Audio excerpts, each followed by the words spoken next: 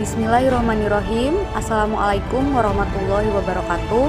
Kami dari kelompok 1 Ulumul Quran, mahasiswa dan mahasiswi dari UIN Sunan Gunung Jati Bandung, program studi manajemen pendidikan Islam, membuat video ini untuk memenuhi tugas mata kuliah Ulumul Quran dengan dosen bernama Bapak Dr. Heri Khairuddin MAG. Selamat menyaksikan.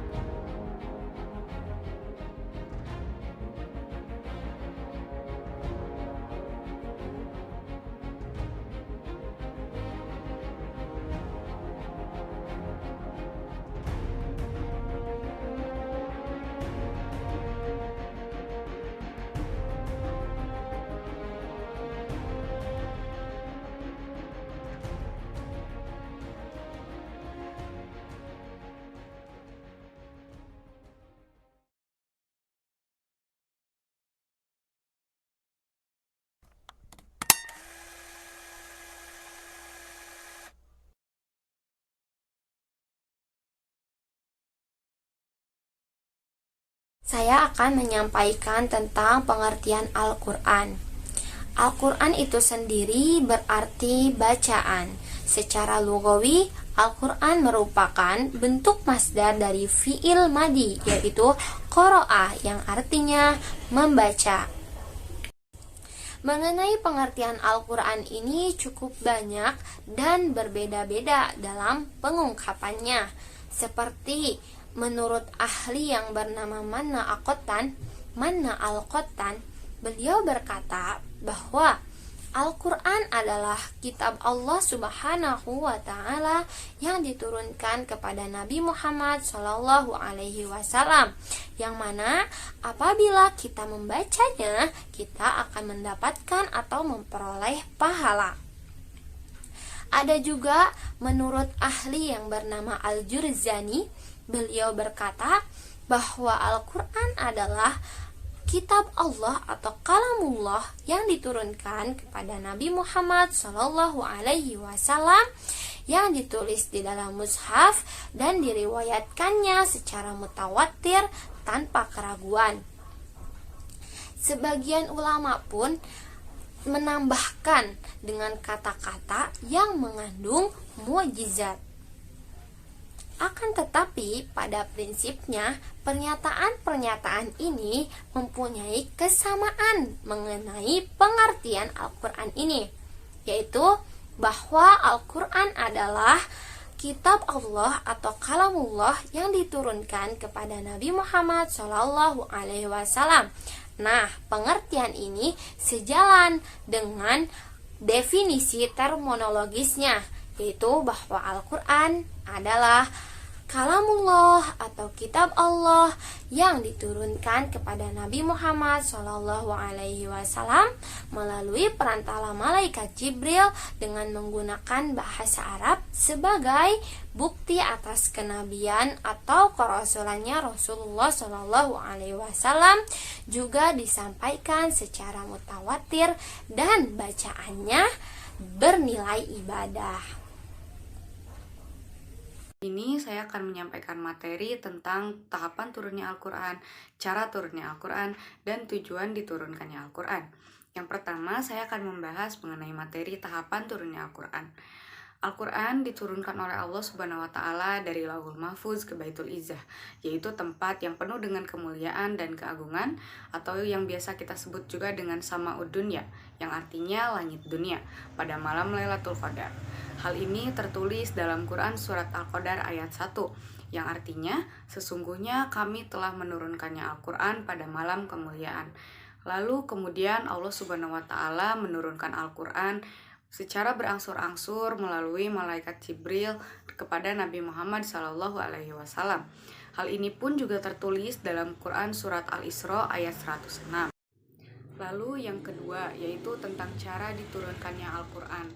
Malaikat Jibril yang menjadi utusan Allah Subhanahu wa Ta'ala untuk menyampaikan wahyunya kepada Nabi Muhammad SAW melakukannya dengan berbagai cara. Yang kesatu, ada yang disebut dengan ro'yu as-solihah, yaitu dengan cara menambatkan makna dan isi Al-Quran ke dalam hati Nabi Muhammad SAW. Yang kedua, yaitu dari celah gemercingnya suara lonceng. Hal ini ditulis dalam hadis riwayat Bukhari nomor 3043 dan 2333. Lalu yang ketiga, yaitu pada saat beliau menunggang unta. Hal ini juga ditulis dalam salah satu hadis riwayat Ahmad. Yang keempat, Malaikat Jibril pernah datang kepada Rasulullah SAW dengan menyerupai seorang lelaki yang tampan. Yang kelima, Malaikat Jibril terkadang datang kepada Rasulullah dalam bentuk aslinya. Dan yang terakhir yaitu tentang tujuan Allah Subhanahu wa Ta'ala menurunkan Al-Quran. Menurut Profesor Dr. Quraisy Shihab, Al-Quran diturunkan yang pertama untuk membersihkan akal dan menyucikan jiwa dari segala bentuk syirik, serta memantapkan keyakinan bahwa Allah Subhanahu wa Ta'ala adalah Tuhan seluruh alam. Yang kedua, untuk mengajarkan kemanusiaan yang adil dan beradab. Yang ketiga, untuk menciptakan persatuan dan kesatuan di seluruh alam semesta di bawah keesaan Allah Subhanahu wa Ta'ala. Yang keempat, untuk membasmi kemiskinan material maupun spiritual, kebodohan, penyakit, dan penderitaan, serta pemerasan manusia antar manusia, baik dalam bidang ekonomi, politik, dan juga agama. Yang kelima yaitu untuk memadukan kebenaran dan keadilan dengan rahmat dan kasih sayang, dengan menjadikan keadilan sosial sebagai landasan pokok kehidupan masyarakat manusia. Lalu menurut jurnal At-Tadabbur, Al-Quran itu diturunkan agar manusia dapat mengambil pelajaran dan hikmah dari Al-Quran dengan mentadaburi makna-makna yang terkandung di dalam Al-Quran. Pembahasan selanjutnya yaitu isi kandungan dalam Al-Quran. 1. Akidah dan Tauhid. Secara etimologi artinya kepercayaan dan keyakinan. Kedua, ibadah, yaitu menyembah atau mengabdikan kepada Allah Subhanahu wa Ta'ala. Yang ketiga, akhlak. Secara etimologi artinya tingkah laku, tabiat, watak, dan budi pekerti. Keempat, hukum. Untuk memberikan pedoman kepada umat manusia agar kehidupannya menjadi adil, aman, tentram, teratur, sejahtera, bahagia, dan selamat di dunia maupun di akhirat. Kelima, sejarah atau kisah umat masa lalu. 6. Dasar ilmu pengetahuan dan teknologi. Al-Quran disebut juga dengan kitab suci ilmiah karena terdapat banyak ayat yang memberikan syarat ilmu pengetahuan dan teknologi yang bersifat potensial. Bab selanjutnya, fungsi Al-Quran. 1. Sebagai pedoman hidup manusia. 2. Sebagai petunjuk cahaya kehidupan. Ketiga, sebagai pembeda yang hak dan yang batil. Keempat, sebagai rahmat hidayah bagi alam semesta. Kelima, mukjizat bagi Nabi Muhammad SAW.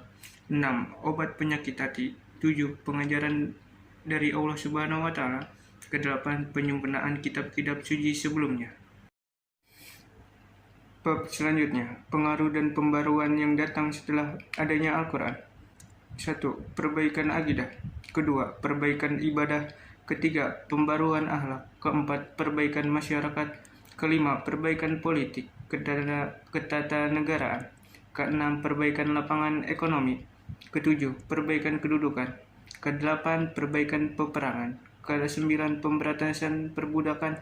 Dan kesepuluh, memerdekakan budak. Cukup sekian dari kami. Assalamualaikum warahmatullahi wabarakatuh.